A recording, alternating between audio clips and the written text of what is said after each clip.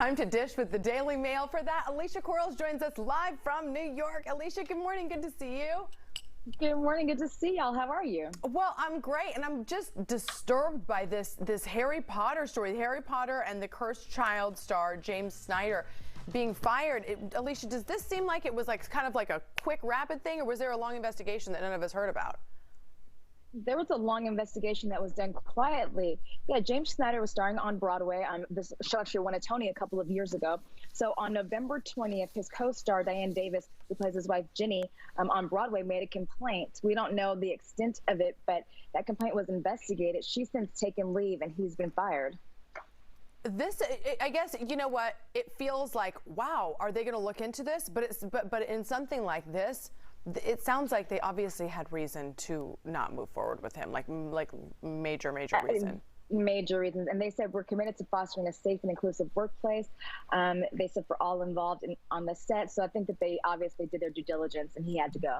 You guys, you don't get away with this stuff anymore. It's Nope. done. It's done. It is done. And this is another example of that, which is great to see.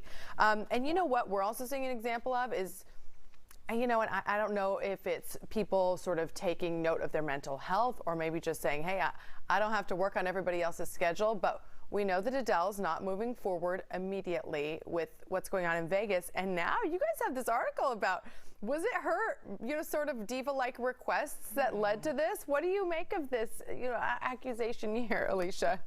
Well, Adele says that she had to postpone her 25-date Caesar's Palace situation because she says that half her team had COVID and a lot of the set wasn't coming in on time.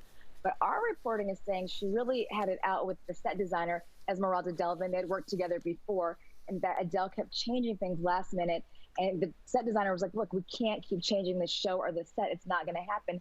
And that things just came to a head. Oh my gosh, I in this work relationships, I'm so like the set designer saying, you've got to just, it's good enough. We got to just go forward. And it sounds like Adele is really, truly a perfectionist.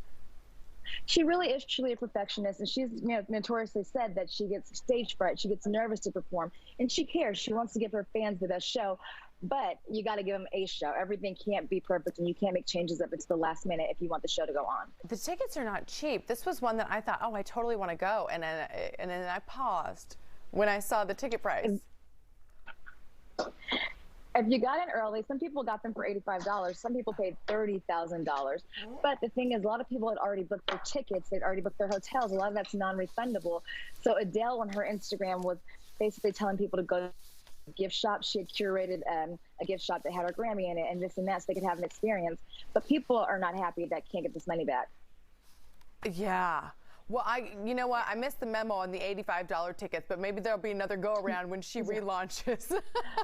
Girl, I missed them too, because when I was looking, they were like 10,000. I'm like, that's not gonna happen. Yeah, me too. I was like, well, okay, in another life. All right, this Sister Wives franchise, I have to say, it really does fascinate me because I've never, known a family personally who lives this type of lifestyle, and now, I think people assumed like, well, this couldn't possibly work, and then wait, it does work, but now one of the wives is saying she's out. That's right. So Mary, the first wife, she already rolled out. So now Christine is saying that she's leaving. They've been together for over 20 years. And she said yesterday on the show when it aired, she says, listen, there's no. Well, oh, shoot, you're cutting out. Is she cutting out for you guys? Having a great Monday. Oh, no, I can't hear Alicia anymore.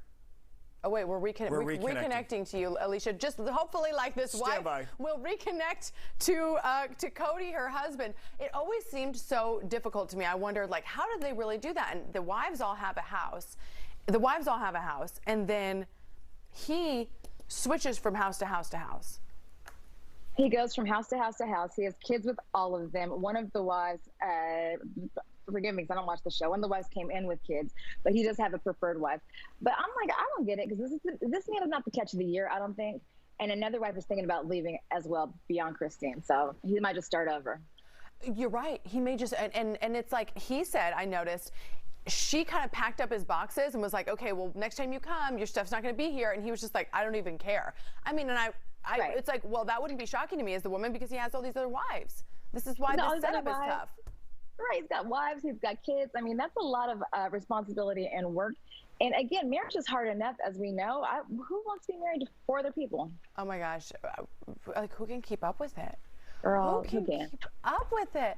I do find it fascinating though, and I love that they do the show. Alicia Quarles, thank you so much. Have a good week. Thank you. You too. I saw Big Love. Don't forget, I saw Big Love. It didn't end well for Bill Paxton.